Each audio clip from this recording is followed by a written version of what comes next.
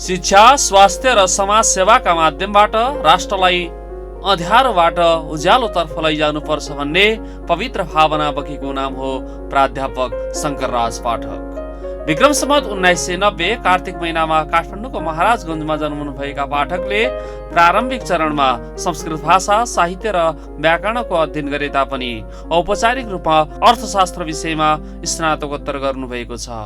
उहाँले प्रारम्भमा स्वदेशका विभिन्न विद्यालय र विश्वविद्यालयमा प्राध्यापन गरे तापनि पछिल्लो समयमा आफूलाई स्वदेशमा मात्र सीमित नगरी विदेशी भूमिमा समेत सञ्चालित विविध शैक्षिक गतिविधिमा संलग्न भएर आफ्नो प्राविधिक दक्षतालाई विश्वमाझमा पुर्याएको पाइन्छ। Padmaraj Pathak memorial foundation, Nepal orthopaedic hospital, Nepal अपाङ्ग सङ्घको संस्थापक अध्यक्ष रहनुभएका पाठक पशुपति क्षेत्र विकास कोषको कोषाध्यक्ष तथा शङ्करदेव मेमोरियल फाउन्डेसनको अध्यक्ष समेत हुनुभयो। त्रिभुवन विश्वविद्यालयको शैक्षिक र प्रशासनिक गतिविधिलाई स्वस्थ र उदाहरणीय बनाउने, विश्वविद्यालयलाई पवित्र भूमिका रूपमा रूपान्तरण गर्ने एउटा लक्ष्य बोकेर उपकुलपति हुनुभएका उहाँले त्यहाँको चरम व्यतिथिका विरुद्ध खरो रूपमा उत्रनुभयो। तर कानुन विपरीतको कार्य गर्न दबाव आएपछि पदबाट राजीनामा समेत दिनुभयो। अत्यन्त जागरुक, उत्साही, प्रेरक पाठकको जीवनशैली देख्दा जो कोहीलाई आफ्नो कर्ममा दत्तचित्त भएर लाग्न प्रेरणा मिल्दछ। गण्डकी र जनकपुर अञ्चलको अञ्चलाधीश, महेन्द्र प्रकृति संरक्षण कोषको सदस्य, खाद्य व्यवस्थापन समिति, त्रिवी शैक्षिक परामर्श केन्द्र, नेपाल विश्व मामिला परिषद जस्ता करिब 2 दर्जन संस्थामा प्रत्यक्ष संलग्न पाठकले राष्ट्रको सर्वाङ्गीण विकासका लागि वैयक्तिक स्वार्थ हुनु हुँदैन भन्ने धारणा राख्नुहुन्छ। बृहत अङ्ग्रेजी नेपाली शब्दकोश, नेपालका अर्थशास्त्रका आयामहरू तथा शिक्षा, स्वास्थ्य, समाज र अर्थशास्त्र सम्बद्ध प्रेरक र जीवन उपयोगी पुस्तक तथा लेखहरू प्रकाशित गरी आफूलाई बहुआयामिक व्यक्तिका रूपमा चिनाउन सफल हुनुहुन्छ। यस्ता महान स्रष्टा, साधक, कुशल व्यक्तिलाई प्रसिद्ध प्रबल गोर्खा दक्षिण बाहु, सुविख्यात त्रिशक्ति पट्ट, सार्क पदक, ऐश्वर्या समाज सेवा पुरस्कार, सामाजिक सेवा पदक, वीरेन्द्र ऐश्वर्या पदक, पोखरा विकास रत्न लगायतका पुरस्कार, पदक तथा सम्मान प्रदान गरिएको छ। आफूलाई स्वर्गद्वारी महाप्रभुको भक्तका रूपमा चिनाउन चाहने पाठकले समयको महत्त्व बुझेर त्यसलाई जीवनमा उतार्न सन्देश दिनुहुन्छ। यस्ता महामानव नेपाली राष्ट्रियतासँगका विविध पक्षमा संलग्न व्यक्तिको धारणा र अनुभवलाई राष्ट्र विकासको मूल मार्गमा ल्याउन ढिलो भने गर्नु हुँदैन। राष्ट्र, राष्ट्रियता, सभ्यता र संस्कारको सङ्गम बागमती टेलिभिजन। समादरणीय दर्शकबिन, कार्यक्रम सभ्यतामा स्वागत छ। म माधव भुजाल। नेपाली सभ्यता र संस्कृति अनि यो माटोभित्र रहेका अनेक विषयवस्तुहरू, शिक्षा, स्वास्थ्य, समाज, यी विषयसँग प्रत्यक्ष जोडिने व्यक्ति हुनुहुन्छ प्राध्यापक शङ्करराज पाठक। आजको सभ्यता विशेष अङ्कमा शङ्करराज पाठकसँगको विशेष कुराकानी प्रस्तुत गर्नेछौँ। कार्यक्रममा विलम्ब नगरिकन उहाँलाई स्वागत गरौँ। नमस्कार। नमस्कार। आराम हुनुहुन्छ? सन्चै छु। धन्नै 9 दशक आफ्नो जीवन यो सहज तरिकाले यापन गर्नुभएको छ। आफूलाई जीवनको यो क्षणमा आउँदा कस्तो अनुभूति भइरहेको छ? हेर्नुहोस्, अब अनुभूति भने त कस्तो हुँदो रहेछ भने समय बित्दै गएपछि विभिन्न किसिमको अनुभूति हुँदै जाँदो रहेछ। हजुर। त्यस कारण पहिले केटाकेटी छँदाखेरि एउटा किसिमको अनुभूति, अब नवयुवक गएपछि एउटा किसिमको अनुभूति, अनि अब उमेर बढ्दै गएपछि अर्को अनुभूति हुँदो रहेछ। अहिले के कस्तो अनुभूति, पुरानो कुराहरू सम्झिने। हजुर। र यस्तो भोलि हुनुपर्छ, यो क्षेत्रमा यस्तो हुनुपर्छ भन्ने धारणा बढी आउँदो रहेछ यो बेला। त्यस्तो किसिमको अनुभूति हुँदो रहेछ अहिले। ओहो। अनि प्रारम्भमा संस्कृत भाषातर्फ अथवा संस्कृत शिक्षा तत्कालीन समयको एउटा अलिकति बढी प्रचलित भाषा, संस्कृत भाषासँग सम्बन्धित भएर अध्ययन गर्नुभयो र पछिल्लो समय आधुनिक शिक्षालाई पनि यहाँले अगाडि बढाउनु भयो। यो कसरी एक्कासी हजुर त्यसमा चाहिँ परिवर्तन हुन सक्नुभयो? मेरो बुवा संस्कृतमा विशेष इच्छा राखेर संस्कृत पढाउनुपर्छ भन्ने धारणा थियो बुवाको। त्यो आधारमा केराकटीमा मैले चाहिँ संस्कृत पढेँ। करिब 12 वर्षसम्म त 3-4 जना गुरुहरूले मद्दत गरिदिनु भयो संस्कृत पढाउन। भूमिका खेल्नुभयो। उहाँले मद्दत गरिदिनु भयो। उहाँहरूको भूमिकाबाट मैले संस्कृत पढ्ने मौका पाएँ। मेरो बुवाको इच्छा त्यो थियो। पछिबाट मेरो बुवाका चेलाहरूले धेरै बुवालाई प्रयास गरेर के गरे गुरु हजुरले यस्तो छोरालाई संस्कृत मात्रै पढाएर हुन्छ र आजको जमानामा अङ्ग्रेजी पनि पढाउनुपर्छ भएर निकै नै उहाँहरूको प्रेसर पर्न थालेछ। त्यसपछि ल बाबु तैँले चाहिँ अब संस्कृत पनि पढ्दै जा, तर अब अङ्ग्रेजी पढ भनेर अङ्ग्रेजी पढाउनको निम्ति एकजना अङ्ग्रेजी पढाएर हिँड्ने हुने एउटा मित्र हुनुपर्छ बुवाको चिन्जान भयो। उहाँलाई बोलाएर बिहान अनौपचारिक रूपमा फर्स्ट बुक भन्ने हुन्थ्यो त्यो बेलामा।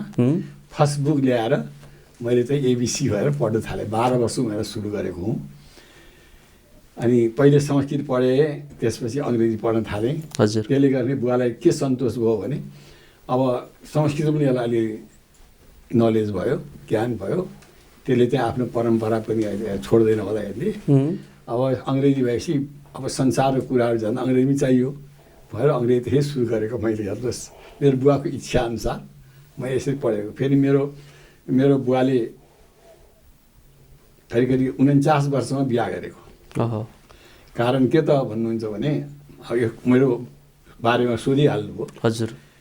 मेरो बुवा स्वर्गद्वारी महाप्रभु हजुरसँग धेरै नै सम्बन्ध, नजिकको सम्बन्ध र समर्पण पनि। हजुर।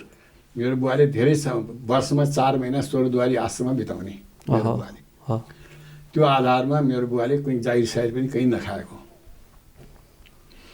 त्यसकारण अब अनि उहाँको इच्छा के थियो भने के संसार यस्तै हो भने त्यस्तो पनि इच्छाले थियो अरे पहिले। म जन्मनुभन्दा अगाडि तपाईँलाई बताएँ। हजुर। त्यसपछि बुवा चाहिँ भयो भने सन्यासी हुने भन्ने पनि मनमा प्रभुले मानिबक्सेर। हजुर। स्वर्गद्वारी प्रभुले मानिबक्सिन्छ। त्यो भएपछि बुवा 21-22 वर्षदेखि स्वर्गद्वारी प्रभुमा लागेको बुवा। हजुर। त्यसपछि करिब गएर 49 वर्ष भएपछि ल बाबु तपाईँ काठमाडौँ गएर बिहा गर्नुहोस् भनेर भनिदिनु भएछ। स्वर्गद्वारी महाप्रभुले नै त्यो भन्नुभयो। त्यो भनेपछि बुवा त छक्क पऱ्यो। म यसरी आएको यहाँ यसरी बस्छु, हजुरको चेला भएर यसरी फिराएको छु, हजुर यत्रो कुराहरू मलाई सिकाइबक्सेको छ।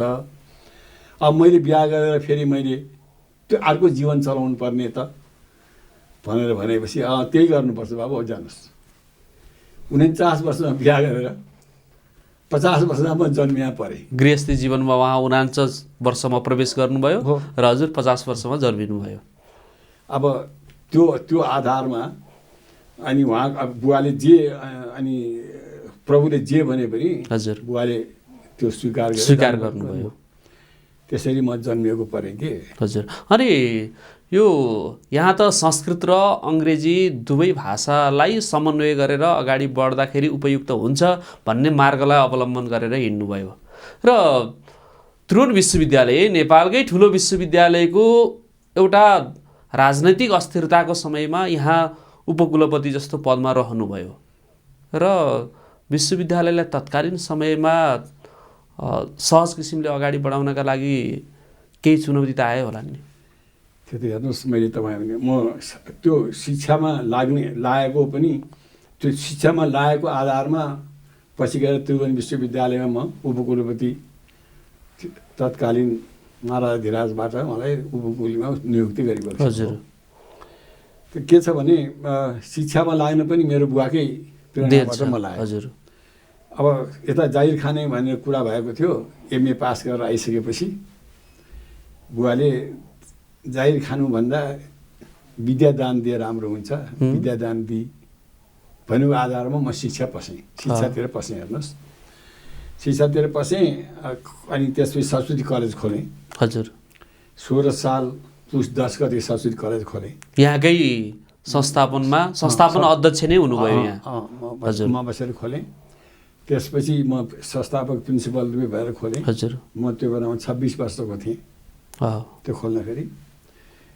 अनि सुरुमा शिक्षा स्कुल कलेज चलाउनुको निमित्त नाफा गर्नुभन्दा पनि केही यो क्षेत्रमा केही योगदान होस्, राष्ट्रलाई केही होस् भन्ने धारणा, नाफामुखी नभएर देनमुखी र कुनै किसिमको विद्यार्थीहरूले केही पाउन्। फेरि त्यो पनि कस्तो थियो भने त्यो बेलामा भर्खर 7 साल चलाएको 16 मान्छेहरूले जाहिर खाने प्रशस्त थियो, पढाइ कम थियो। त्यहाँ दिउँसो उनीहरूले जाहिर खान्थे, बेलुका पढ्थे। एउटै कलेज थियो, नेसनल कलेज थियो। अहिले त्यसलाई पहिले त्यो नेसनल कलेज भनिन्थ्यो, अहिले चाहिँ शङ्करदेव कलेज कलेज त भन्दैन अब क्याम्पस भन्छन्। त्यो क्याम्पस थियो। अब त्यसपछि मैले चाहिँ हामीहरूले के सोच्यौँ, 2-4जना मित्रहरू हामीहरू बसेर भने त्यहाँ धेरै हुलबुल थाल्यो, पढाइ भएन भनेपछि एउटा अर्को खोल्नु पऱ्यो भने त्यो चाहिँ सरस्वती कलेज नेपालमा दोस्रो इभिनिङ कलेज हो त्यो नेपालमै। अन्त त मर्निङहरू थियो, इभिनिङमा थिएन। त्यो कलेज खोलेर शिक्षामा लगाइरहेको थिएँ। त्यत्तिकैमा शिक्षामा भन्ने अब शिक्षा त्यो पछिको त्रिभुवन युनिभर्सिटी यही त आधारमा पुगेँ। त्यो आधार त्यसै क्षेत्र विशेषले त्यहाँ पुर्यायो। त्यहाँ गएँ। त्यसपछि शिक्षामै लागेको आधारमा मैले चाहिँ मलाई अमेरिकामा क्यालिफोर्निया युनिभर्सिटी बर्कले क्याम्पसमा भिजिटिङ प्रोफेसर को मैले निम्तो पाएँ। त्यसै म त्यहाँ भिजिटिङ प्रोफेसर भएर पढाउन गएँ, इकोनोमिक डेभलपमेन्ट। केही समयका लागि कि जाने आउने गर्नु? होइन, वहीँ बसेरै, वहीँ बसेर 1.5 वर्ष 1 वर्ष चान्चुन बसेरै वहीँ बर्कले भन्ने ठाउँमा बसेर इन्टरनेसनल हाउसमा बसेर पढाएँ। त्यो पढाउँदाखेरि नेपालको मोड्युल्स एउटा भाग चाहिँ डेभलपमेन्ट त्यहाँ राखेँ। त्यो दृष्टिकोणले पनि युनिभर्सिटीको कुरो पनि मलाई अलिक जानकारी थियो। जानकारी भयो। त्यत्तिकैमा फेरि फर्केर आएँ, 1-1.5 वर्ष फर्केर आएँ, कलेजमै आएर बसेँ। त्यही बिचमा कहाँबाट आएर कलेजको शिक्षक अञ्चलाधीशमा महादेव सरकारले मलाई मनोनित गरेर गण्डकी अञ्चलको अञ्चलाधीशमा म त्यहाँ नियुक्तिहरू भयो। अनि शिक्षा त मेरो क्षेत्र थियो। त्यहाँ त त्यो कलेजलाई पृथ्वीनारायण कलेज भन्ने छ त्यहाँ पोखराको पश्चिमाञ्चलको एउटा प्रसिद्ध कलेज। त्यो कलेजमा विशेषबाट सञ्चालन गर्ने कुरा, त्यहाँ विशेष लाइब्रेरी बनाउने कुरा हुन्थ्यो। त्यो हुँदा 5-6 वर्ष त्यहाँ बसेँ। हेर्नुहोस्, त्यहाँ बसेर फर्केर आएँ।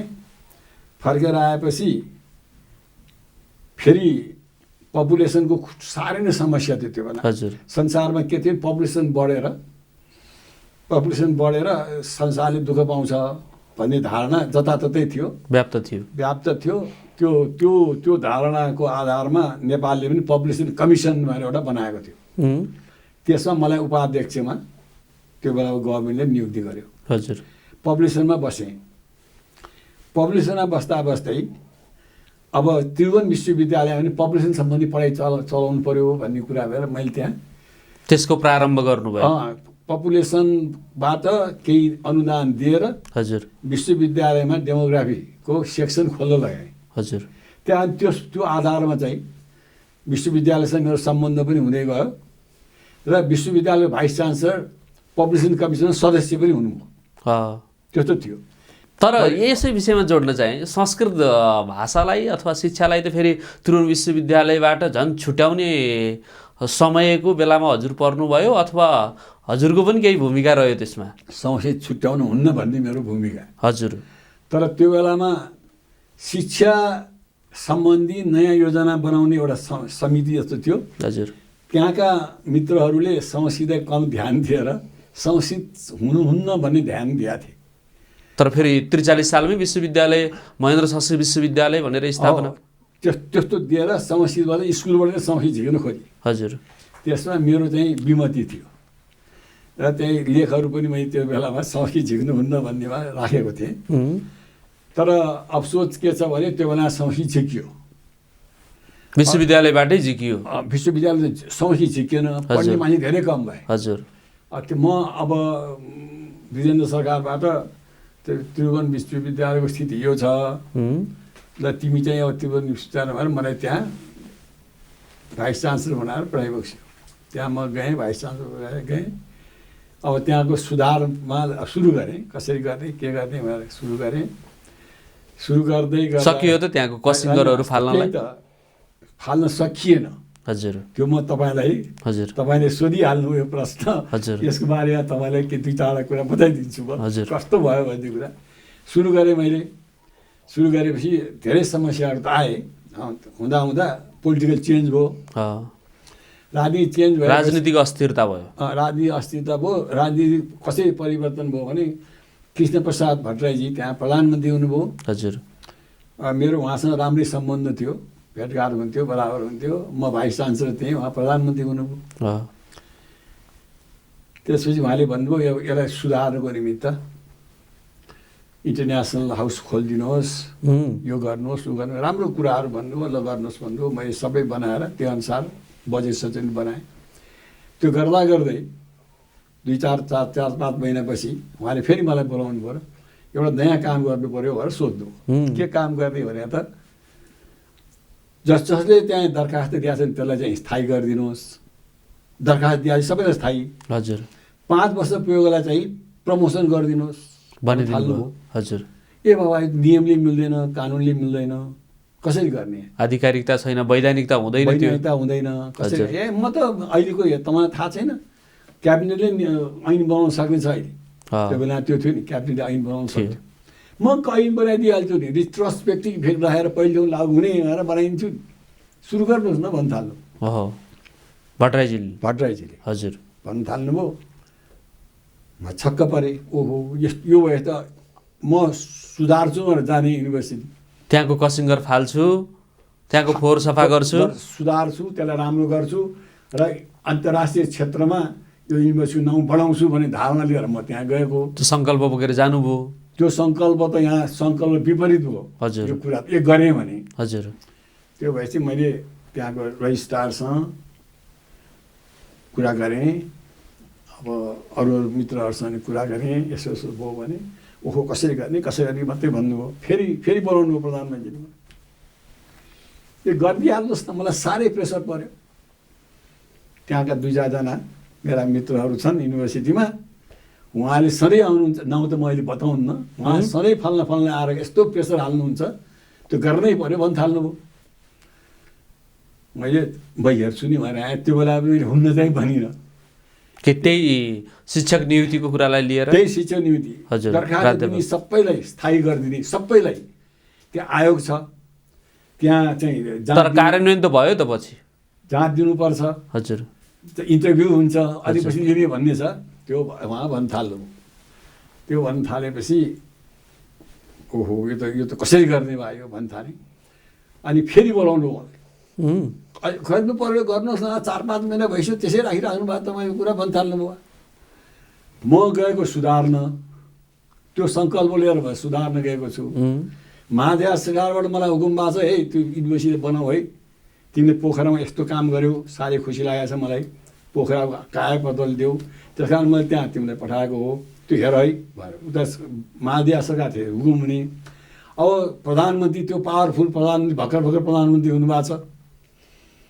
सब उहाँको बाबा भन्ने छ उहाँ भन्नुहुन्छ तुरुन्त गर भन्नुहुन्छ मलाई फल्न मान्छेको प्रेसर पऱ्यो साह्रै प्रेसर परिसक्यो लोन गर्नुहोस् भन्नुहुन्छ नामै दिएर नाउँ लिन्छ मैले यो त भन्न मिल्दैन नाउँ नभनिहाल्नु हजुर किनभने उहाँहरू अब अहिले एउटा त सक्रिय हुनुहुन्थ्यो अहिले बिचरा स्वास्थ्य अलिक कम भयो त्यति सक्रिय हुनु भएको छैन जस्तो लाग्छ मलाई यस्तै 2-3जनाको नाउँ लिन थाल्नुभयो मैले पनि गाह्रो हुन्छ प्रधानमन्त्री भने होइन गर्नुपर्छ गर्नुहोस् तुरुन्त गर्नुहोस् अब के हो गराउनेमै जानुभयो अब अस्तिसम्म त गर्नुहोस् मात्रै भन्नुहुन्थ्यो गराउनुहोस् तुरुन्त गराउनुहोस् म आएँ अब जुन उद्देश्यले जुन कुरोले म त्यहाँ गएको छु त्रिभुवन विश्वविद्यालयमा त्यही गर्न चाहिँ किन बस्ने भनेर मैले गएर म राजीनामा गर्छु राजीनामा दिनुभयो गर्छु भने कहाँ गर्न पाउनु तपाईँले राजीनामा गर्न पाउनु न भन्न थाल्नु होइन म अरू किसिमबाट मद्दत गर्छु अप्रत्यक्ष रूपमा सहयोग गर्छु सबै गर्छु मद्दत गर्छु जे गर्नु गर्छु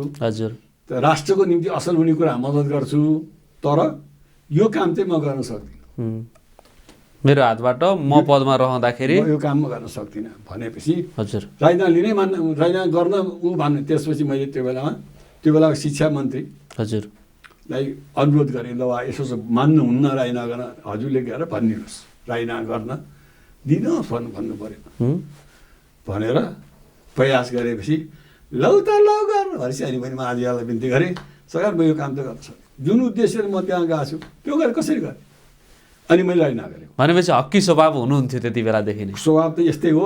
होइन, अहिलेको यो 90 वर्षको उमेरमा, धन्नै 90 वर्षको उमेरमा पनि यतिको तपाईँमा यो रहेको छ। अब वास्तवमै यताको त्यो राजीनामा गरेर राजीनामा दिएँ, राजीनामा त्यसपछि चाहिँ अर्को भाइसँग राख्नु पऱ्यो, अनि उहाँले पास ऐनै पास गर्नुभयो, रिट्रोस्पेक्टिभ इफेक्ट भएर पछि पहिलेदेखि लागु हुने भएर त्यो ऐन पास गरेर अब त्यसमा मुद्दा सुद्धा परेका छन्। हजुर, कहिले अझै पनि ती उहाँहरू हुनु होला टिचर्सहरू। अब के गर्ने त? यो विश्वविद्यालयमा अहिले पछिल्लो समय पनि प्राध्यापकहरू बीच यो करारका कुरा छन्, आंशिकका कुराहरू छन्, अनि त्यस पछाडि विविध कर्मचारीहरूका समस्याका कुराहरू छन्, विषयका कुराहरू छन्। अब यसलाई निराकरण गर्न अब त्यति बेला हजुरले त्यसरी निष्ठापूर्वक रहनुभयो, अब यसलाई चाहिँ समाप्त पार्न हुन त त्यो क्षेत्रमा प्रवेश गरेकाहरूलाई कसरी के गर्न सकिन्छ? यहाँ धेरै गाह्रो छ। हेर्नुहोस् कस्तो गाह्रो छ मान्छेहरूलाई पनि।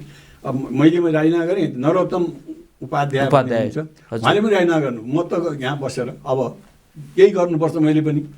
उहाँ बिचराले राजीनामा गरेर उहाँले मेरो म स्कुल खोल्छु, साई स्कुल चलाइराख्नु भएको छ अहिले हजुर टोखामा, स्कुलहरू खोल्छु, यो काम त गरिदिनु भनेर उहाँले पनि त्यसरी राजीनामा गर्नुभएको हो कि त्यो गर्नुभयो। अब अहिले हेर्दाखेरि मैले के देख्छु, यो त्रिभुवन विश्वविद्यालय भन्नुहोस् एजुकेसन सेक्सनमा हेर्नुभयो भने कस्तो देख्छु मैले भन्नुहुन्छ भने कहिले सुन्दाखेरि छक्क लाग्छ।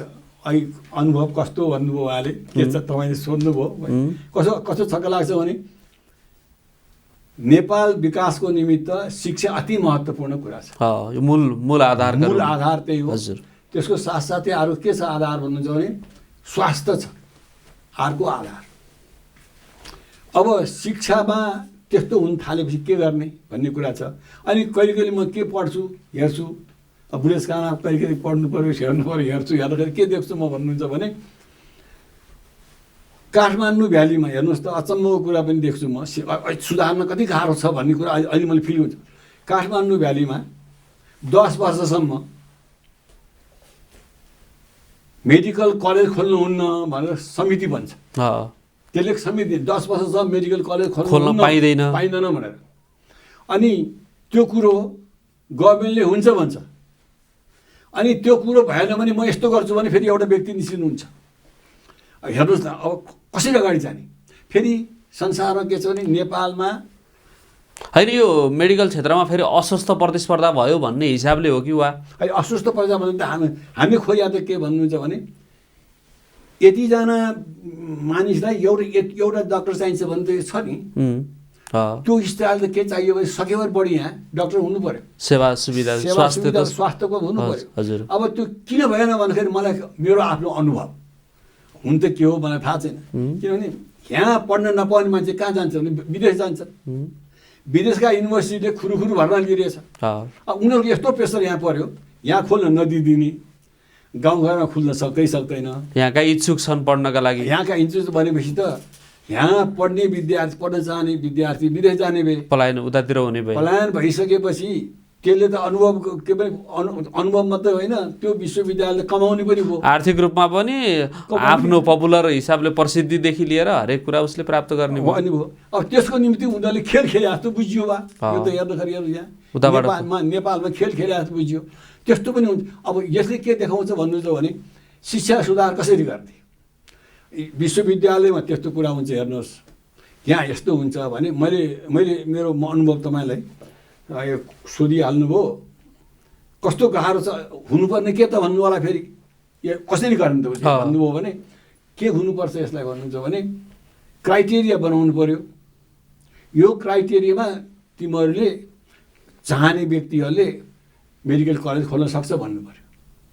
त्यो क्राइटेरियाभित्र परेन भने त्यसलाई बन्द गर्नु पर्यो, चल्न दिनु भएन। क्राइटेरिया भने एउटा जिल्लामा एउटा खुलोस् न, हाम्रो छिमेकी देशमा भन्नु न 4 वर्षभित्रमा एउटा छिमेकी देशमा एउटा प्रदेशमा मोर देन 30-35 कलेज खोलेको छ, मेडिकल कलेज खोलेको छ। हेर्नुहोस् त्यहाँ त्यो कारण के त भने क्राइटेरिया दिएको छ, त्यो क्राइटेरिया अनुसार चल्नुपर्छ भनेर चाहिँ खोलेको छ। क्राइटेरिया देशले यहाँ बनाउन सकेन अथवा त्यसलाई परिपालना भएन, त्यो क्राइटेरिया बनाउनु प्रति इच्छुकै देखिन छैनन्।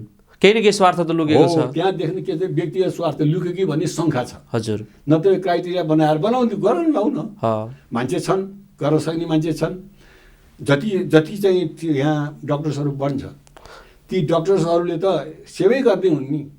केही व्यक्तिहरू मेडिकल कलेजसँग सम्बन्धित हुने र राजनीतिसँग पनि जोडिने अनि सँगसँगै ती अन्यलाई चाहिँ खोल्न दिनु हुँदैन भन्ने मानसिकता बोकेर पनि हो कि?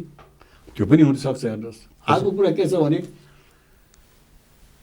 कलेज खोल्नलाई कसैलाई अनुरोध गर्नुपर्ने किन? क्राइटेरिया मेडिकल कलेज मात्रै होइन, इन्जिनियरिङ कलेज भन्नुहोस् न। जस्तो हाम्रो छिमेकी देशमा आइआइटी इन्जिनियरिङ कलेज छ, संसारभरि नाउँ छ त्यसको। हेर्नुहोस्, त्यस्तै कलेज हाम्रो किन यहाँ नखोल्ने? यहाँ त अनुगमनका रूपमा पनि एउटा भिजिटिङ प्रोफेसरका रूपमा विदेशतिर जानुभएको छ। अब त्यहाँ र यहाँको बिचमा तुलना गर्दाखेरि के पाउँछ? तात्विक भिन्नता चाहिँ तात्विक कुरो के छ भने यहाँ राष्ट्रलाई हेर्ने धारणा कम देखियो। हजुर, व्यक्तिगत स्वार्थलाई बढी धारणा देखिएको छ। हेर्नुहोस्, र राजनीतिकरण हजुर यस्तो गर्यो भने मेरो पार्टीलाई फाइदा हुन्छ भन्ने बढी देखिए जस्तो मैले फिल गरेँ। दलगत स्वार्थ मात्रै बढी भयो। दलगत स्वार्थमा उनीहरू बढी चाहिँ लगनशील भएको चाहिँ देखिन्छ। हेर्नुहोस्, अब त्यो दलगत स्वार्थलाई क्षणिक उपलब्धि त होला, हजुर, त राष्ट्रलाई कालान्तरमा गएर राष्ट्र र राष्ट्रियतासँग कति फाइदा हुन्छ भन्ने कुरा त सोध्नुपर्ने कुरा छ कि। यसो हेर्छु म, त्यो पनि मैले देख्छु। हेर्नुहोस्, यहाँ त के हुनुपर्ने भन्नुहुन्छ भने कसैले कलेज खोल्नु त क्राइटेरिया इन्जिनियरिङ कलेज खोला भने क्राइटेरिया यो छ, यो अनुसार खोला। होइन, म त यहाँको जीवनबाट पनि एउटा कुरा त केही न केही पक्कै पनि सिक्नुपर्ने हो। आम जनमानसले यहाँ 25-26 वर्ष 30 वर्षको उमेरमा पनि पैसाका लागि नभएर एउटा राष्ट्रका लागि केही गर्नुपर्छ, कलेज खोल्नुपर्छ, विद्यालय खोल्नुपर्छ, विश्वविद्यालय बनाउनुपर्छ भनेर अगाडि बढ्नुभयो। तर यहाँका विचारहरू सल्लाह लिन कहिले आएनन्? होइन, सल्लाह लिएर सल्लाह दिएर पनि सल्लाह मानिनु पर्यो नि। हजुर, त्यो पनि समस्या छ। हेर्नुहोस्, हजुर, अब जस्तो शिक्षै भन्नुहोस् न, अब एसएलसी भनिरहेको ठाउँमा एसई किन गर्नु पर्यो? त्यसमा के छ फरक? के तात्विक फरक केही छैन। एउटै फरक के छ भने पार्टीहरूले के भन्न सक्नु पर्यो भने हेर म अहिले चाहिँ राजनीतिमा बसिया हुनाले कोही विद्यार्थी फेलै भएको छैन भनाउने मात्रै कुरा। तर त फेरि अहिले त पछिल्लो समयमा त फेरि 35 त ल्याउनै पर्ने भनेर गराए। अब अर्को कुरा फेरि ABCD हुने, ए भए यो पढ्न पाउने, बी भए यो पढ्न पाउने, सी भए यो पढ्न पाउने। आखिर एउटै कुरा 35 भन्दा तल आएकोलाई मूल्याङ्कनै नहुने भनेपछि त आखिर जिपिए हुनु र नहुनु त्यसले त खास तात्विक के देखाएको छ भने राजनीति बढी हावी भयो। हजुर, राजनीतिकरण बढी हावी भयो। शिक्षा यो जति हुन्छ त्यति हामीले दुःख पाउँछौँ।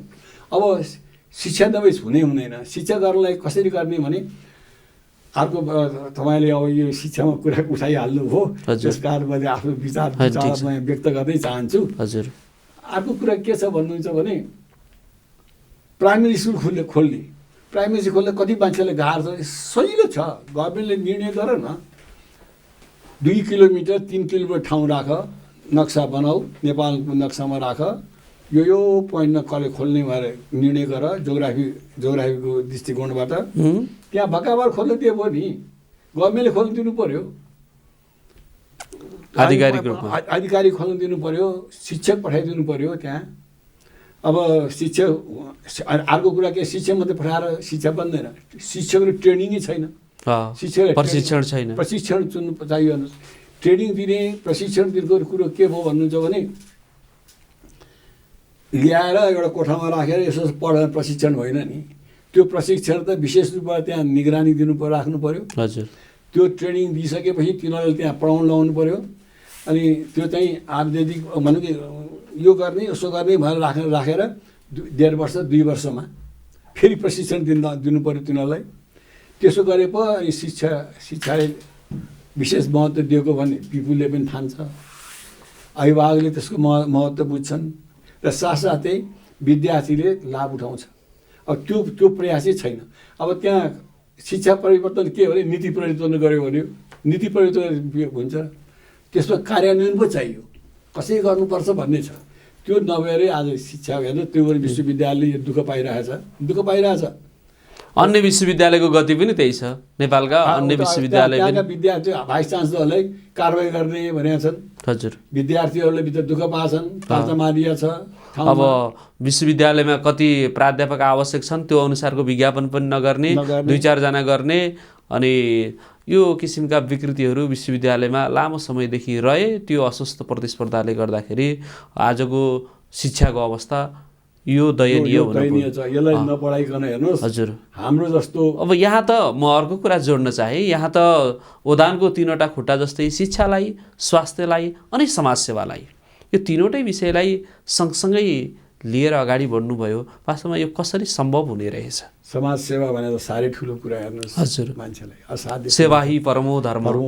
समाजसेवा, त्यसमा पनि अब मैले यसो हेर्छु कस्तो गाह्रो छ अपाङ्गहरूलाई भने हेर्नुहोस्, उनीहरूले जीवन बाँच्नुपर्छ, कसरी बाँच्ने भन्ने उनीहरूलाई समस्या छ। हेर्नुहोस् त कत्रो समस्या छ। अर्काले खुवाइदिनुपर्छ, अर्काले उठाइदिनुपर्छ, तर बाँच्नु चाहिँ छ। हेर्नुहोस् कसैलाई पैसा कमाउने होडबाजी छ, कसैलाई जीवन कसरी राख्ने भन्ने मात्रै एउटा सोच छ। बाँच्नुपर्छ भन्ने कसरी अस्तित्व राख्नुपर्छ, बाँच्नुपर्छ, कसरी बाँच्ने भन्ने समस्या छ। हिँड्न सकिया छैन। हेर्नुहोस् यस्तो समस्या छ। अब समाजमा लिएर जानुपर्छ, क्रचेज दिनुपर्छ। अब त्यसमा चाहिँ जो विभिन्न किसिमको साधनहरूलाई प्रयोग गरिदिनुपर्छ। एउटा मान्छे त्यसको निम्ति राख्नुपर्छ। फेरि छोराछोरी भनेर माया गरे पनि त्यस्तो देख्ने बित्तिकै बाबुआमाको हृदयले कहिले कहिले कस्तो पनि समस्या मैले पाएँ। हुन त अपाङ्ग सङ्घमा केही समय काम गर्ने मैले मौका पाएँ। यो नेपाल अपाङ्ग सङ्घमा हजुर पटक पटक हुनुभयो होला सायद अध्यक्ष। म अध्यक्ष त्यहाँ 3 चोटि अध्यक्ष हुँदाखेरि 12-15 वर्षै त्यहाँ बसेँ। कस्तो समस्या पनि आउँथ्यो भन्नुहुन्छ भने अपाङ्ग बच्चालाई ढोकामा छोडेर जाने, त्यसलाई ल्याएर भित्र राख्नु। त्यो दयनीय अवस्था। हजुर। किन बाबुआमाको सक्ने स्थिति के थियो? अब माया त हो होला आफ्नो छोराछोरीलाई। हेर्नुहोस् उनीहरूको आर्थिक स्थिति, सामाजिक स्थिति के थियो, त्यसले गर्दाखेरि होला ढोकामा छोडिदिन्थे। त्यो ल्याएर पनि त्यहाँभित्र राख्नुपर्छ। जिम्मेवारी एउटा संस्थाको जिम्मेवारी, मानवीयता हेर्नुहोस् हजुर त्यस्तो थियो। हेर्नुहोस् अब त्यो भने अब त्यहाँ अपाङ्ग सङ्घमा सेवा गर्नु भने त्यहाँ गएँ। त्यो त पवित्र लक्ष्य बोकेको भएका कारणले गर्दा मात्रै त्यति भयो नि त, होइन भने सबै संस्थाले त त्यसरी त उद्धार त गर्दैन। अपाङ्ग सङ्घले चाहिँ त्यो बेलामा राम्रोसँग चल्यो। चलेपछि नेपालमा सबभन्दा राम्रो अपाङ्ग सङ्घ चल्यो भनेर जापानले आएर सब हेरेर $20,000 दियो। पुरस्कारको रूपमा $20,000 प्राप्त गऱ्यौँ हामीले। त्यो आधारमा अगाडिपट्टि 26वटा सटर। हजुर। मैले त्यो $20,000 को प्रयोग गरेर त्यहाँ बनाउन लाएर अपाङ्ग सङ्घलाई मद्दत उसफल गराएँ। त्यही सालले त्यही अपाङ्गहरूलाई कुनै न किसिमको सेवा त पुर्याउनु पऱ्यो भनेर एउटा विदेशी त्यहाँ एउटा संस्था आएको थियो, अपाङ्गलाई मद्दत गर्ने संस्था। त्यसको कस्तो थियो नियम भने 15 वर्षभन्दा माथिलाई औषधि नगर्ने, 15 वर्ष मुनिलाई फ्री गरिदिने त्यस्तो थियो। हजुर। 21 वर्ष मान्छेले हात बाँचेर आएपछि कहाँ जाने त? त्यहाँ गयो हुने नै हाम्रो चलाउँछ भनेपछि उमेरको पाबन्दी अथवा त्यसको क्राइटेरियाले त्यहाँ दिएन। नदिएपछि उनीहरू त्यहाँ सुरुक्क फर्केर आउँथे। म अध्यक्ष यतापट्टिको अपाङ्ग सङ्घको के तपाईँ के छ हस्पिटल राखेको अपाङ्ग सङ्घ मैले चला भन्ठाने। 21 वर्षको मान्छेले केही काम गर्न नपाउने, हात भाँचेको औषधि यहाँ नहुने, स्वास्थ्य लाभ गर्न नपाउने, यस्तो त मसँग आएर कराउने। हजुर। मैले उनीहरूको नियम त्यो नियमसँग तपाईँ किन मान्नु भयो? त्यस्तो नियम मान्नुहुन्छ भने यस्तो किसिम भएको पनि मैले भएन। अब हामीले आफ्नै एउटा हस्पिटल चलाउनु पऱ्यो भनेर त्यो नाफामुखी होइन नहोस् भन्ने दृष्टिकोणले हजुर त्यहाँबाट कसरी चलाउनु त भने संस्थाबाट चलाउने भनेर सामाजिक सेवा समन्वय परिषद, राष्ट्रिय सामान्य सेवा परिषद थियो। त्यो बेलामा ऐश्वर्य बडामान्ने त्यहाँको अध्यक्ष भइबक्सी हुनुहुन्थ्यो। त्योमा गएर मैले यस्तो समस्या आयो भयो कसरी चलाउने अब यो भनेपछि के गर्ने? एउटा जसरी हुन्छ एउटा हस्पिटल खोल्ने भयो, पैसा कहाँबाट ल्याउने? फेरि त्यहाँबाट फाइदा गर्न कहिले इन्भेस्टमेन्ट गरेर त भएन। त्यहाँ लगानी गरेर फाइदा गरेर हस्पिटल चलाउने जसले पनि चलाउँछ, जति पनि छन् त्यो त भनेर भनेपछि अनि 1 वर्षमा 3.5 लाख रुपियाँ दाम हामी दिन सक्छौँ हेर्ने हो भनेर भन्ने हुकुम भयो। ल भएर मैले चाहिँ त्यति भए नि कमसेकम त्यति रात भयो, ठुलो रात भयो। रात हुन्छ र 2टा कोठा भए पनि चलाउन लाउँछु भनेर त्यहाँबाट मैले सुरु गराएँ। हस्पिटल चल्दा एकजना अमेरिकन रोटरी क्लबको सिन्क्लियर भन्ने हुनुहुन्थ्यो, उहाँले इन्जिनियर हो, उहाँले हेर्नुभयो, यदि उहाँलाई चित्त बुझ्यो, ल म पैसा उठाइदिन्छु, सक्छस् त भनेर ल पैसा उठाएर एउटा घर बनाइदिनु भयो। घर बनाइदिनु भयो, 1 करोड चान्चुमा घर बन्यो। घर बनेपछि अब त्यसलाई सञ्चालन गर्न त फेरि दैनिक सञ्चालनलाई पैसा चाहियो। के गर्ने धेरै प्रयास गऱ्यौँ। धेरै नेपाली मेरा मित्रहरू मन्त्रीहरूलाई पनि धेरै प्रयास गरेँ। उहाँले आश्वासन सबैलेबाट पाएँ, तर अवस्था हेर्नु खास कुरा आश्वासन मेटेरियलाइज चाहिँ भएन। त्यसमा त्यतिमै थियो। अनि एकजना मेरा मित्रले एउटा बेल्जियमको एउटा लायन्स क्लबको मान्छेलाई ल्याएर देखाउनु, ऊ छक्क पऱ्यो, यति गरिसकेको रहेछ, चल्न सकेन। संरचना यति हुँदाहुँदै पनि सञ्चालन हुन सकेन, अगाडि कसरी किन बढ्न सकेन भने सबै कुरा बताएँ। अनि ठिक छ भने जानुभयो। उहाँले 15-20 दिनमा कुन खातामा पैसा जम्मा गर्ने भएर पठाइदिनु भयो। त्यो पैसा आयो। आएपछि मैले तुरुन्तै त्यो 15जना मान्छे त्यहाँ डाक्टरहरूलाई त्यहाँ भर्ना गरायौँ, नर्सहरू। भनेपछि यहाँका व्यक्तिमा चाहिँ त्यो किसिमको पवित्र भाव चाहिँ उत्पन्न हुन सकेन। होइन, पवित्र भाव त छ उहाँहरूको मनमा, तर कार्यान्वयन हुन सकेन। पवित्र भाव नएटो दिन्छु भन्नुपर्ने थिएन। उहाँहरूले दिन्छु गर्छु भन्नुपर्ने थिएन, तर दिने बेलामा कहाँ के अल्झिएर उहाँले दिन सक्नु भएन जस्तो मलाई महसुस हुन्छ। अब यसै प्रसङ्ग मैले अर्को जोड्न चाहेँ। अब पोखरालाई एउटा सुन्दर र त्यहाँको एउटा वस्तुस्थिति, त्यसलाई एउटा रमणीय, सबैका लागि उपयुक्त प्रकृतिले दिएको छटा त आफ्नो ठाउँमा छँदैछ, तथापि यहाँ अञ्चलाधीश हुँदाखेरि खेलेको भूमिका सबैले शङ्करराज पाठकको एउटा महत्त्वपूर्ण देन छ भनेर भन्छन्। यसको मुख्य राज चाहिँ के होला? पोखरामा 29 सालमा अञ्चलाधीश पुगेँ। हजुर। अब तपाईँले यो कुरा उठाइहाल्नु हो। हजुर। त्यहाँ जाँदाखेरि त कस्तो थियो भन्नुहुन्छ भने नेपाली मित्रहरू कहिले ल्याएर अञ्जलाज्यू आज साह्रै राम्रो भयो भन्नुभयो। के भयो भनेर सोधेँ मैले। 4 जना पाहुना आएर बसिदिए मेरो घरमा। 4वटा बेड राखिदिएँ। एउटा बेडको $2 दियो, $8 आयो। 12-13 रुपियाँ थियो त्यो डलरको भाउ त्यो बेलामा। 40-50 रुपियाँ दाममा हामीलाई आयो भने दङ्ग परिरहेदेखि मलाई साह्रै नै पिर भयो। ओहो, विदेशी चाहिँ यहाँ हेर्नबाट आउने। हजुर। विदेशी हेर्न ठाउँमा 50-60 रुपियाँ लिएर हामी दङ्ग पर्ने भएपछि हामी कहिले अगाडि बढ्ने कसरी? सम्भवै छैन भएर अनि के खाए त भनेर सोधेँ। खाए त उनीहरू आफै बोकेर ल्याउँदैछन्, खानेकुरा सबै आफैले खाए भने। खाना उनीहरूले ल्याए, तपाईँ केही पनि हामीले केही दिनै परेन, सबै उनीहरूले पाउडर देऊ सब उनीहरूले ल्याएर खायो। अनि मैले त्यहाँबाट पाउडरी फ्याक्ट्री खोलाउन लाएँ, चक्लेटको फ्याक्ट्री खोलाउन लाएँ, नुडल्सहरू। हजुर। त्यहाँ त चाउचाउ हजुरको एउटा फ्याक्ट्री खोलाउन लाएँ। अब त्यो खोल्नुभयो उहाँहरूले। त्यसपछि त्यसबाट अब यतिले त पुग्दैन, यहाँ पुग्दैन भनेर त्यहाँ हामी औद्योगिक क्षेत्र बनाउन लाएँ। पोखरा औद्योगिक क्षेत्र त्यहाँ मैले नै शिलान्यास गरेँ, मैले नै उद्घाटन गरेँ। मलाई समय मिल्यो, लामो समयसम्म त्यहाँ महादेव शिलान्यास राखिदिएपछि मलाई समय पनि मिल्यो। त्यो खाएँ। त्यहाँ चाहिँ बिस्कुट फ्याक्ट्री यस सब धमाधम सुरु गर्न थाल्न लगाएँ। अनि त्यसको साथसाथै त्यहाँ चलन के थियो त्यो बेलामा, यस्तो पोखराको बारेमा सोधिहाल्नु हो। चलन के थियो भने धान रोपेपछि केही पनि नरोप्ने। हजुर। वर्षभरि धान रोप्यो, त्यही खाली छोडिदियो, एउटा बाली मात्रै राख्ने। हजुर। कारण के त भने त्यहाँ गाई भाइलाई डाङ्गी भन्ने चलन। हजुर। त्यहाँ त डाङ्गीहरू आएर चल्न आउँछन्, के हुन्न भने। त्यसपछि मैले के सोचेँ भने भएन भएर अनि म र एउटा सहायक अञ्चलाधीश हुनुहुन्थ्यो टेकनाथ भट्टराईजी भन्ने, अहिले पनि हुनुहुन्छ। ल हिँड्नुहोस् तपाईँ घर त्यहाँ गएर ल यहाँ गहुँ रोप, ल गहुँ रोप। 8 बजी जाने, गहुँ रोप्नु लाउने। अब गहुँ रोप्नु लगाएपछि उनीहरूलाई पनि समस्या, बार के हाल्ने, गाई गोरु आउँछन्, कसरी गर्ने, रोपिसकेपछि त बचाउन चाहियो भनेर थालेपछि अनि कृषि विकास ब्याङ्कको प्रमुखलाई पनि लिएर गएँ। ल तुन्दी पैसा दिनुहोस्। 500-700 पुग्ने त्यहाँ बार हाल्ने के छ। उनीहरूले धुवाले पैसा दिनुभयो, बार धम्माधम रोप्नु लगाएँ। गहुँ स्तम्भ रोप्नु लगायौँ। त्यसले गर्दाखेरि मान्छेलाई के मनायो भने अब त यहाँ के हो, आम्दानी बढ्यो। त्यत्तिकैमा अब बाटोघाटो त्यस्तो छ, केही छैन हेर्नुहोस्, बाटो बनाउनु पऱ्यो भनेर त्यो चिप्लेरी ढुङ्गा बाटो त्यो न्यु रोड हो, चिप्ले ढुङ्गा त्यो न्यु रोडको बाटो बनाउनु पर्छ भनेर बाटो एउटा स्किम बनाए। पैसा त केही, अनि त्यत्तिकैमा महादेव सरकारले के हुकुम हो भने प्लानिङ गर्ने टाउन प्लानिङमा तिमीलाई चाहिँ यहाँ अध्यक्ष बनाइदिएको छु, भोलि पछि गजेटमा निस्किन्छ होला, तिमीले हेर भने पैसा त छैन, कसै चलाउने।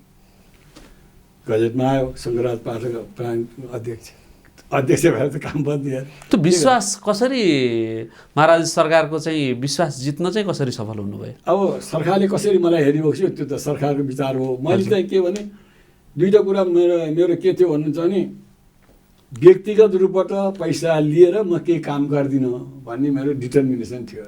त्यो भन्यो भने त अहिले त्यो भन्यो भने मान्छेलाई पत्यार गराउन गाह्रो छ। हेर्नुहोस्, घुस खान्न भन्दै भने त यहाँ मान्छेले पत्याउँदैनन्। अब मेरो के थियो भने म घुस खान्न भनेर बसेको मान्छे हो। अहिले पनि म घमण्ड साथ के भन्छु भने मैले एक पैसा नि घुस खाएको छैन, म खान्न, म गरेर छोड्छु भनेपछि त्यही आधारमा मलाई वर्ष पनि यो चाहिँ 88 भएर गएको 89 कारण हुने तैँले गर्दै जा भने हो कि जस्तो पनि लाग्छ। कथा स्वार्थरहित भएका कारणले सकारात्मक मार्ग त्यो अरूभन्दा पनि मलाई त्यो भयो। अनि प्रभुकै कृपा होला, स्वर्गद्वारी महाप्रभुकै कृपा होला, आशीर्वाद, जसको आधारमा म जन्मेँ, जसले गर्दा म जन्मिन पाएँ र जसले गर्दा मैले यो हाल गएको छु, त्यही आधारमा मेरो मनाए त्यस्तो आयो होला भन्ने ठाने मैले। त्यो पनि महादेव सरकारले छानिबक्यो, उहाँको इन्फर्मेसन लिया होला, यसले तलमाथि गर्दैन भन्ने पनि पर्यो होला मेरो विचारमा। त्यस कारण मैले भनेपछि यस्तो गर्नु पर्यो, यहाँपछि तिमी पक्का ठानेछौ ल गर भनेर घुम्थ्यो। बाटो बनाउनु सुरु गरेँ, पैसा छैन। अनि मैले सबैलाई के भन्यो भने हेर्नुहोस्, म यसरी बाटो बनाउन चाहन्छु, 1.5 किलोमिटर बाटो छ, तपाईँहरूको जग्गा दिनुहोस्, सितै दिनुहोस्, यति प्रतिशत बाटोमा पारिदिन्छु, 100 फिटको चौडाइ, 100 फिट दायाँ 100 फिट बायाँ गरौँ, तपाईँहरू 100 फिटभित्र जति हुनुहुन्छ तपाईँहरू सब फ्रन्टमा दिन्छु जग्गा। 5 फिटभन्दा 5 मिटरभन्दा सानो कसैको पनि हुँदैन, निर्धक्कसँग बस्नुहोस् र जति पैसा तपाईँले खर्च गर्नुहोस् सबै गभर्मेन्टले गराउन लाउँछु। मालपोत भनौँ पास गर्ने पनि गभर्मेन्टले गराउँछु, मैले लिन खै पनि गभर्मेन्ट पैसा गराउँछु भनेपछि सबै मानिदिनु भयो। अब स्वीकार गरिसकेपछि कसरी मानिदिनु भयो भने अब 2-3 वर्ष उहाँले हेरिसक्नु भएको थियो मेरो त्यहाँ बसेको। त्यहाँ गएर उहाँले के सोध्नुभयो होला, अन्त गरिदिनु, सबैले मानिदिनु भयो। त्यहाँबाट त्यो बाटो चाहिँ धम्माधम डोजर लगाएर बाटो खनाइदिएन। त्यहाँ 9वटा घर पर्थ्यो। अब 9वटा घर त भत्काउनु पर्ने भयो। अनि मैले यहाँको इन्जिनियर यहाँ काठमाडौँ बोलाएर यसलाई तपाईँहरूले हेरेर भ्यालुएसन गरिदिनुहोस्, मूल्याङ्कन गरिदिनु राम्रोसँग गरिदिनुहोस्, त्यसको क्षति त्यसपछि म 25% थपिदिन्छु,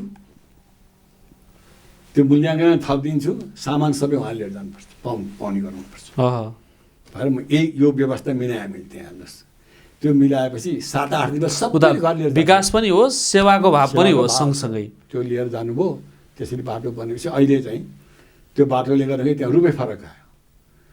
अब त्यो त्यत्रो ठुलो बाटो बनिएको छ, अब त्यो त ऊ पनि भयो।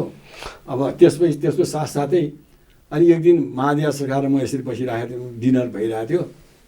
त्यो एउटा तपाईँलाई हुन त धेरै सो पोखराको मान्छेलाई थाहा छ, हजुर, तैपनि अरू मान्छेलाई थाहा छैन। यहीमा टेलिभिजनमा त यो पनि म के भन्न चाहन्छु भन्नु पर्यो। के भने कुनै कुरामा सरकार यत्रो डेभलपमेन्ट गर्न लागिबसेको छ, यहाँ इन्टरनेसनल एउटा यहाँ एयरपोर्ट पनि चाहियो भनेर फ्याट्ट मैले भने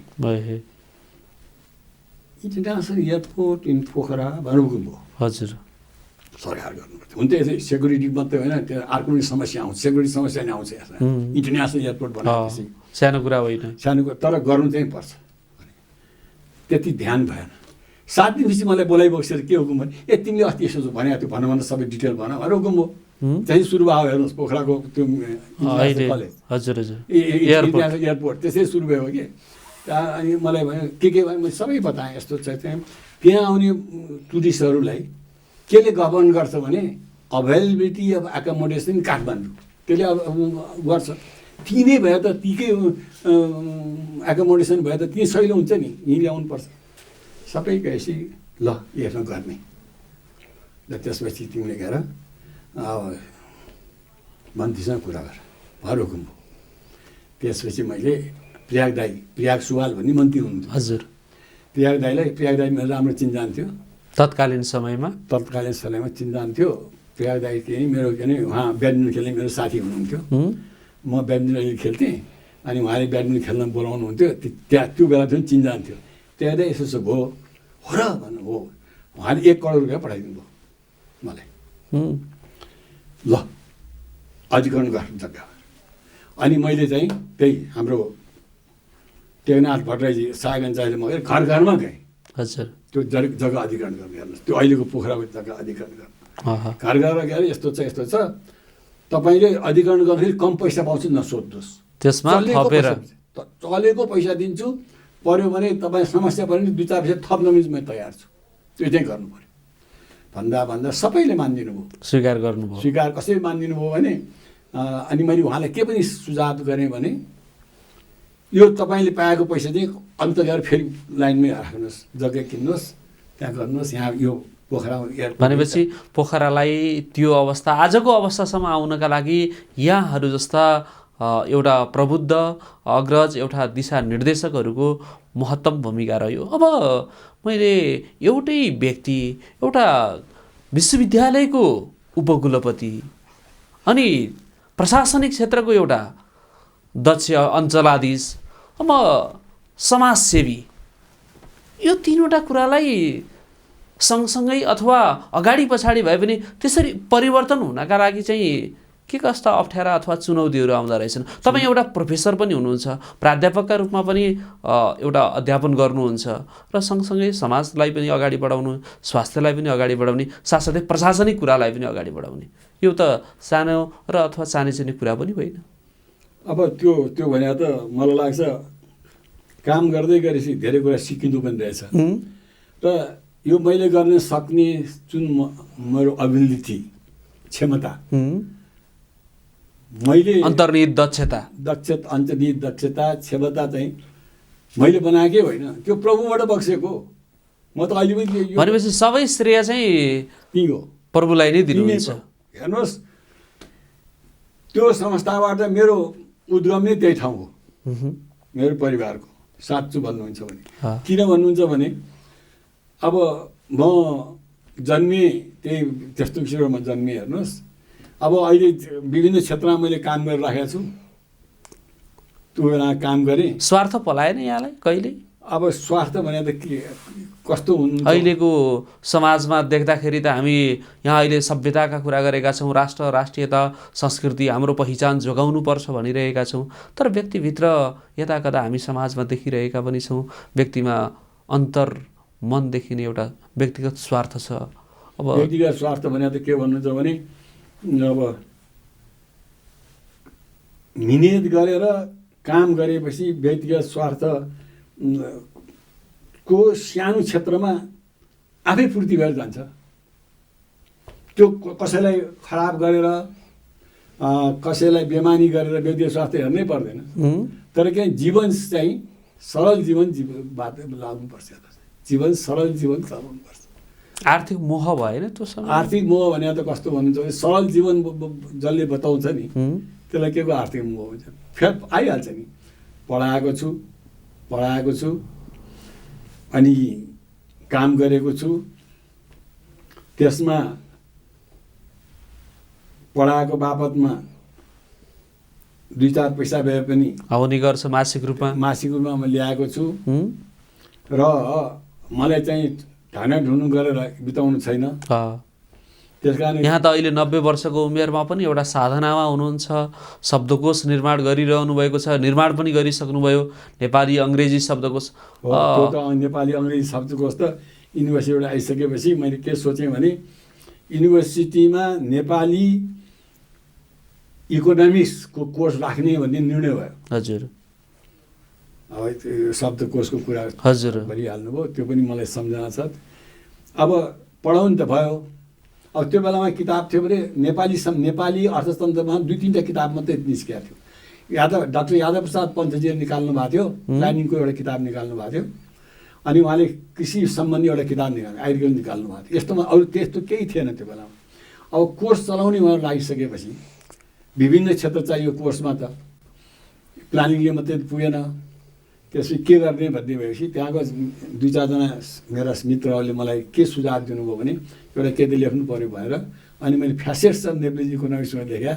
त्यही आधारमा त्यहाँ युनिभर्सिटी कोर्स अनुसार विभिन्न विषयहरू त्यहाँ समावेश भएका हुन् भनेर निकालेको मैले त्यो बेलामा। र अनि युनिभर्सिटीमा त्यो किताब त्यहाँ धन्नै यो 61 साल 62 सालको कुरा हो। हजुर।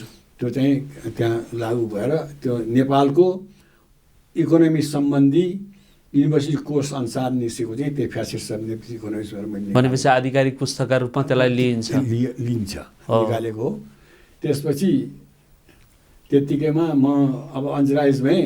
सबैको मना के भयो भने यो त प्रोफेसर भएर आएको अन्जराइज हो, यसलाई त ठाउँ बोल्न आउनुपर्छ भनेर प्रवचन गर्ने कार्यक्रम राख्न थालेँ। प्रवचन दिन थालेँ ठाउँ मैले। प्रवचन दिन थालेपछि त्यो प्रवचन त्यो रेकर्ड गरेर राखेको छ। त्यो रेकर्डको आधारमा मैले some thoughts on economic development Nepal भनेर अर्को किताब निकालेको। त्यो चाहिँ ग्रेजुएट्सको निम्ति अहिले छ। अहिले करिब मैले हेर्दाखेरि अस्ति मैले एउटा इन्फर्मेसन लिएको थिएँ, 15-16वटा युनिभर्सिटीमा छ त्यो किताब चलेको छ। अब मेरो भनाइ के त भने होइन, यहाँले शब्दकोश पनि निर्माण गर्नुभयो। अनि त्यसपछि आएर अब किताब के गर्ने त भन्दाखेरि एउटा नयाँ कुरा पनि सुरु गर्नु पऱ्यो भने कता मनमा आयो जसलाई एकैजनाको वान म्यान डिभिजन साह्रै गाह्रो छ। कहीँ धेरै ठाउँमा कम छ त्यो। किन नसकिन्छ भने 9 वर्ष लगाएर मैले वान म्यान डिक्सनरी शब्दकोश मैले सुरु गरेँ। हेर्नुहोस् त्यसलाई मलाई के फाइदा भयो भने पहिले मलाई संस्कृत बुवाले पढाएको खुब फाइदा भयो। यही मैले भन्दैछु 3वटा भाषासँग यहाँ सम्बन्धित हुनुहुन्छ। त्यो फाइदा भयो। त्यो बेला कस्तो भयो भने बुवाले त संस्कृत पढाएको नाताले शब्द त कस्तो यसो सोच्ने आ लगाएर किन नगर्ने, ब लगाएर किन ओ लगाएर किन नगर्ने, शब्द किन फरक नपार्ने भनेर आउनु थाल्यो। हेर्नुहोस् अलिअलि त्यो हुन त अहिले त त्यो अब त्यो कौमुदीको विषय धेरै बिर्सि पनि सक्यो। लघु सिद्धान्त कौमुदी, मध्य सिद्धान्त कौमुदी। हजुर। त्यो त अहिले बिर्सि पनि सक्यो। हेर्नुहोस् पहिले पढ्नखेरिको तैपनि तरिका छ नि कसरी त्यसलाई भनौँ न उच्चारण कसरी गर्ने, त्यसलाई चाहिँ अब कसरी माने फरक पार्ने भन्ने त्यो विचार भयो मैले। अनि ल लेख्छु मैले लेखेर त्यो लेखेर निकालेपछि 9 वर्ष लाग्यो। 1 लाख करिब 1 लाख शब्द अथवा त्यो 1,35,000 भन्दा बढी शब्दहरू छन् त्यहाँ। हजुर। र त्यसले के पनि गराउन खोज्यो नेपाली भाषा यति रिच छ हेर भनेर त्यो पनि देखाउन खोजेको मैले त्यहाँ। तर त्यो बालकृष्ण समले त केही समय पहिला त नेपाली भाषा अलिक कमजोर छ भनेर आफ्नो नाटकहरूमा पनि भने त्यसले मैले देखाउन खोजेँ। त्यसलाई पुष्टि गरिदिनु। त्यो 1 लाख चानको अङ्ग्रेजी शब्दको नेपाली शब्द 3-4 राख्यो भने त कति भयो। हेर है नेपाली शब्द चाहिँ ज्यादै नै रिच छ, धनी शब्द हो। नेपाली भाषा धनी छ तर प्रयोग नभएको मात्रै हो भन्ने पनि देखाउनुपर्छ भनेर मैले त्यो सुरु गराएको। हेर्नुहोस् प्रायोगिक पक्षबाट अलिकति पछाडि परेको छ। हो प्रायोगिक पक्षबाट पछाडि परेको प्रश्नै हो। त्यो सुरु गरेँ। त्यो सुरु गरेपछि हाम्रो यहाँ त त्यति मान्छेलाई त्यति ध्यान गएर जस्तो लाग्छ। कहाँबाट लाइब्रेरी अफ कङ्ग्रेसले मलाई चिठी पठायो। तेरो मैले पढेँ, गजब लाग्यो मलाई त। ओहो एकजनाले 9 वर्ष लगाएर त्यसको बारेमा प्रेजेन्टेसन गर्न आइज नि यहाँका लाइब्रेरीहरूलाई यहाँका मान्छेहरूलाई गरौँ। अनि म फेरि त्यहाँ गएर प्रेजेन्टेसन गर्न आएँ। त्यो भाषा नेपाली भाषा यति महत्त्वपूर्ण हो। हेर शब्दकोश निर्माण त्यति सहज विषय त होइन। साह्रै गाह्रो छ। गाह्रो साधना यस्तो छ भने अब मैले दिनमा 5-6 घन्टा कहिले बाहिर गएर आएर 9-10-11 बजे घर आयो भने 2 बजे सुत्दिन्थेँ म। हजुर। त्यसले चाहिँ समस्या कहिले पर्थ्यो। मेरो श्रीमतीलाई कहिले समस्या हुन्थ्यो, कति गरिराख्यो 2 बजिसक्यो भनेर उनले भन्थिन् मलाई। हजुर। अब के गर्छु भनेर मैले 6 घन्टा साधनामा डुब्नु भएको 6 घन्टा त लगाउनै पर्छ। त्यो 6 घन्टा लागेन यसपालि 2 घन्टा त अरू बढी बस्नु पऱ्यो भनेर मैले 2 बजीसम्म बसेको भन्थेँ। ल गरौँ भनेर साह्रै मद्दत पाएँ मैले। भनेपछि नियममा यहाँ कटिबद्ध हुनु त्यति नभइकन अगाडि जान सकिँदैन। हेर्नुहोस् नियममा कटिबद्ध एउटा लगाम त्यो निकालिसकेपछि अनि त्यो डिक्सनरीले ओहो यस्तो छ भन्ने मान्छेलाई मना पर्यो। यस्तो पनि गर्न सकिँदो रहेछ भन्ने धारणा पनि पारौँ हजुर मेरा मित्रहरूलाई अरूका लागि पनि प्रेरणा पनि प्रेरणा भयो होस् भने मेरा छोराछोरी ज्ञान पनि नातिहरूलाई पनि के भने बाजे त यसरी कोठामा यसरी काम गर्छ हामी किन नपढ्ने किन नगर्ने भन्ने त्यसले पनि फाइदा गरे जस्तो मलाई लागेको छ। मेरा चाहिँ नाति नातिनाहरूको प्रगति हेर्छु म लागिरहेको। यहाँ 90 वर्षमा पनि एउटा साधनामा लागिरहनु भएको छ अहिले पनि 89-90 वर्षमा पनि एउटा यो चाहिँ सबैका लागि प्रेरणाको विषय पनि हो। हामी कार्यक्रमको अन्तमा पनि छौँ र जीवन चाहिँ के रहेछ? जीवन भने कस्तो भन्नुहुन्छ भने यो जीवन आफूले चाहेर पाउने जीवन होइन, पहिलो कुरा रहेछ। हजुर। र यहाँ जन्मिन्छु भनेर आफ्नो इच्छाले आउनु पाउनु पनि रहन्छ। आफ्नो इच्छाले यो जीवन छोड्छु भन्नु पनि पाइँदो रहन्छ। 2-4 हत्या बाहेक अरूले इच्छाले म चाहन्छु अब पुग्यो भन्नु पनि पाइँदो रहन्छ। आफ्नो बसमा छैन, आफ्नो बसमा छैन। जब यो जीवन भने के त भन्नुहुन्छ भने जन्मिसकेपछि